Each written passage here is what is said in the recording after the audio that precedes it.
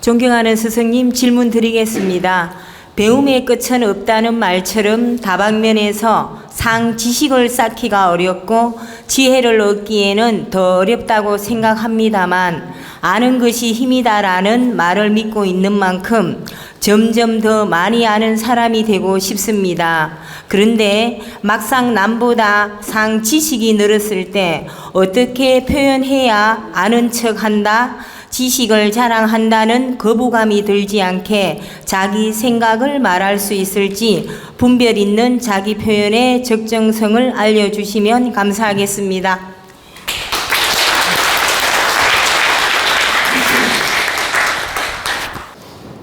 사람마다 크고 작은 지식을 갖추고 있고, 그 크고 작은 지식마다 표현해서 쓰는 분도 있고, 그냥 내면으로만 지식을 갖추고 있는 분이 있습니다.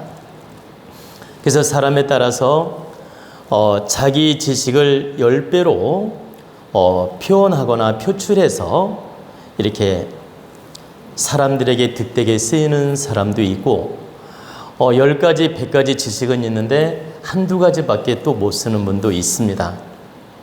그건 이제 운명적으로 보면 사주의 인수와 식상이 발달하면 지식을 마음껏 펼쳐내서 쓰게 되고, 사주의 인수와 식상이 발달되지 않고, 이제 식상이라는 건 내가 표출하거나 표현하거나 드러내는 걸 말하는 것입니다. 이렇게 이제 운명적으로 그 식상이 없거나 발달하지 않은 분들은 이렇게 밖으로 드러내지 못하고 내면으로만 지식을 갖추고 있는 경우가 많이 있습니다. 그래서 첫째는 사람의 성격과 성향과 팔자에도 그 사람 능력 발현이 따로 있다. 그래서 어떤 분은 지식을 10배, 100배로 멋지게 강의를 잘해서 사람들한테 이해시키고 잘 쓰는 분이 있는가 하면, 석박사를 받았는데도 강의하는 거 보면 너무 부족할 때가 있지 않습니까? 그게 사람에 따라서 이렇게 질량 차이가 있고, 표현력, 표출력, 이 발현 능력의 차이가 있는 것이다. 그래서 이 발현 능력이 첫째는 40%는 운명적으로 타고나는 겁니다. 40%가 운명적으로 타고나고, 30%는 내가 지식을 갖춤에 따라서 또 달라집니다. 그러니까 충분한 지식을 갖추게 되면 30% 변화를 일으키죠. 그리고 나머지 30%는 내가 발달 연습을 얼마만큼 환경적으로 했느냐에 따라 또 달라집니다. 그러니까 운명적으로 타고난 기운이 40% 작용을 하고, 30%는 내가 지식 내공을 갖춰야 된다는 얘기고, 지식 내공만 갖춰서 되는 게 아니고 많이 써버릇하는 훈련이 필요하다. 이렇게 표현하고 그 내공을 밖으로 써버릇하는, 밖으로 이렇게 발현시키는 훈련이 필요하다. 그래서 스피치 연습이라든가 그 강연 연습 같은 걸 이렇게 하는 분도 있고, 또 그런 걸 가르치는 곳도 있지 않습니까?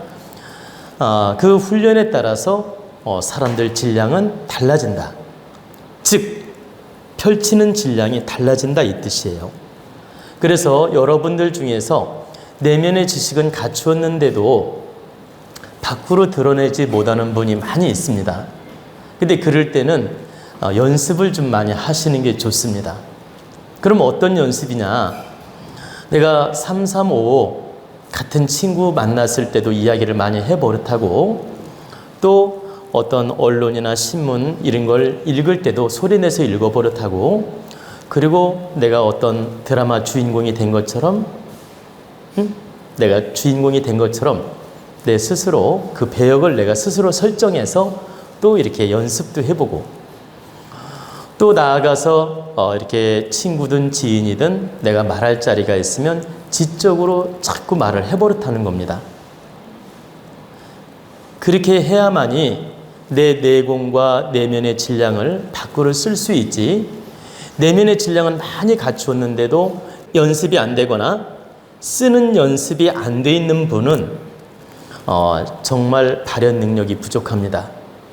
그래서 여러분들이 지식을 갖출 때는 뭐든지 다 받아들이는 마음을 갖는 게 좋아요. 그럼 뭐든지라는 표현은 좋은 지식이든 모자란 지식이든 훌륭한 지식이든 유튜브를 통해서 우리가 지식을 갖출 수도 있고 책을 통해서 갖출 수도 있고 이런 법문을 들어서 지식을 갖출 수도 있다.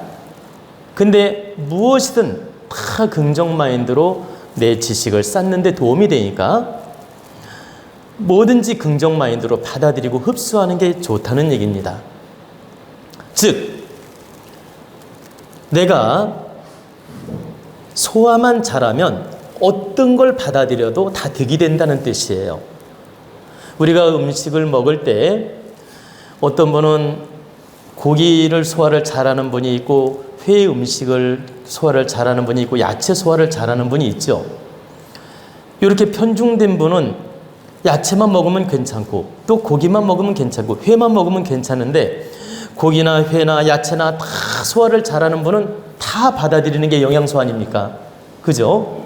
그것처럼 모든 지식을 내가 긍정 마인드로 흡수해서 내 걸로 소화를 하면 다 내공이 되고 나한테 득이 되는 겁니다. 그리고 내공으로 쌓였다가 언젠가 인연 따라 툭툭 튀어나오면서 쓰게 되는 겁니다. 그래서 여러분들은 모든 인연들이 나를 가르쳐주고 있는 거니까 모든 인연들의 말이든 인연 따라 대화를 나누든 또 유튜브를 통해서든 무엇을 통해서든 내가 지식을 갖추는 노력을 1차적으로 하는 건 좋다.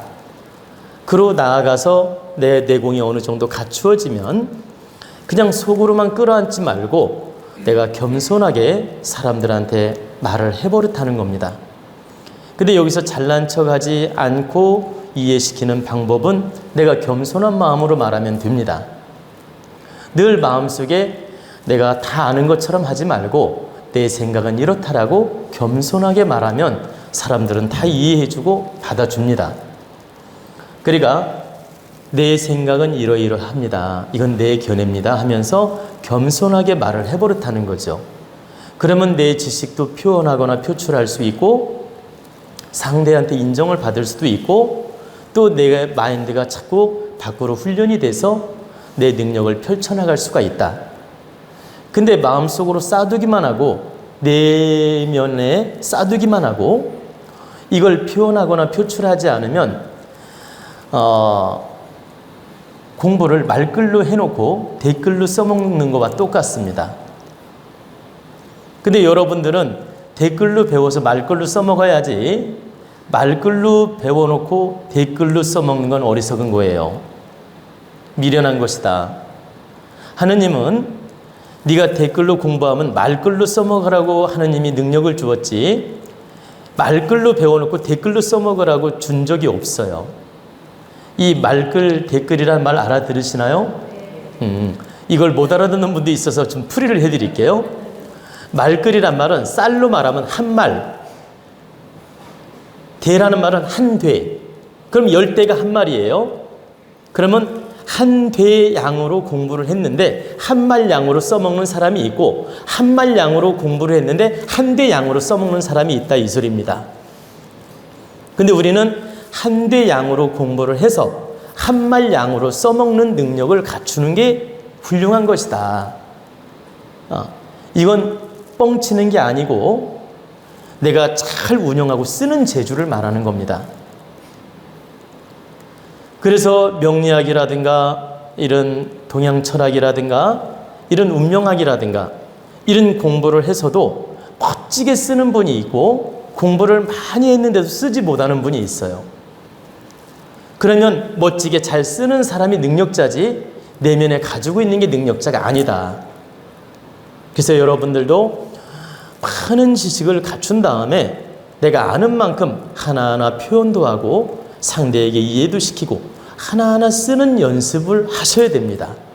그게 상대를 득되게 하고 나를 득되게 하는 것이지 나는 입을 딱 닫고 아무 말도 안 해. 나는 말할 줄 몰라. 그리고 나는 내면에 아는 건 많아도 입 닫고 있을 거야 하면서 표현 한마디 못하고 그냥 혼자 쿵쿵 앓고 있는 것은 결코 득되는 게 아니다. 그리고 여러분들이 아셔야 될 건 내면의 내공을 펼치는 사람이 건강에 좋아요. 가만히 안고 있는 사람은 건강에 득되지 않습니다. 내가 아는 지식이 됐든 내가 아는 깨달음이 됐든 내가 아는 그 내면의 공부, 이것을 다른 사람을 위해 득되게 한마디라도 쓰는 사람들이 그게 건강에도 도움이 되고 또 운명에도 도움이 되고 기운을 나눔으로써 운세도 긍정작용을 합니다. 근데 많은 지식을 갖추었는데 하나도 쓰지도 않고 혼자만 쿵쿵 앓고 가는 사람은 의미가 없는 것이다. 그리고 하느님이 이쁘게 안 봐준다. 뭐 하나라도 득되게 쓰는 걸 이쁘게 봐준다 이 말입니다. 그래서 여러분들은 많은 지식을 갖추되 잘 쓰는 노력을 꼭 하라는 뜻입니다. 내공도 안 쌓이고 내면의 지식도 없고 내면의 갖춤도 없는데 겉으로 써먹기만 하려고 아무 지식 없이 떠버리는 건 좋지 않아요. 그러면 사람이 가벼워지게 되며 맛보게 됩니다. 맛보게 된다는 얘기는 깐본다 이 소리예요. 그렇기 때문에 내 지식을 갖추기 전에는 갖추도록 노력을 하고 또 지식이 갖추어지면 상생으로 나누는 노력을 해야 된다. 그러면 여러분들이 상생으로 나누는 1차 방법을 제가 가르쳐 드리겠습니다. 우리 도원가족이라면 밴드가 있습니다. 밴드가 있는데 밴드에 글을 쓰는 분도 있고 안 쓰는 분도 있어요. 근데 그 밴드에 열심히 답글을 올리고 좋은 글을 쓰는 분들은 갈수록 글재주가 늘어갑니다. 그리고 표현력도 좋아지고 문장력도 좋아지고 그리고 내면을 끄집어내기 때문에 내 생각도 확장이 됩니다. 마음 질량도 확장이 되고 영혼 질량도 확장이 돼요. 그런데 나는 못 써, 창피해, 남들이 볼까 무서워 이러면서 답글 하나도 못 쓰는 분이 있어요. 그러면 자꾸 짜부러듭니다. 생각이 짜부러든다. 여러분 한번 보십시오. 3년 전에 여러분들이 답글을 쓴 내용하고 지금 답글을 쓴 내용을 비교해 보면 야, 내가 좀 질량이 많이 좋아졌구나 이런 걸 느낄 수 있습니다.